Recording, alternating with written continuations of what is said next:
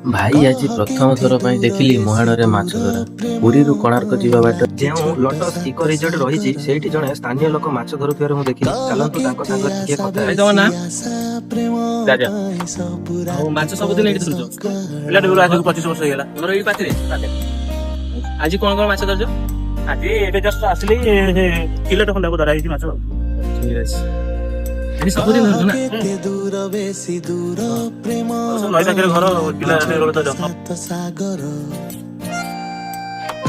କେତେ ଆଶା ବେଶୀ ଆଶା ପ୍ରେମ ପାଇଁ ସବୁ ରାତି ପରେ ସକାଳ କଣ ଜାଣିଛ ଇଏ ମୁହାଣ ବିଷୟରେ ମୁହାଣ ସମୟକ୍ରମେ ବଦଳିବାର ମୁଁ ଦେଖି ଆସିଲିଣି 25 ବର୍ଷ ହବ ଗୋଟେ ଜାଗାରେ କେବେ ହେଇକି ରହିବି ସମୟକ୍ରମେ ବହୁତ ବର୍ଷ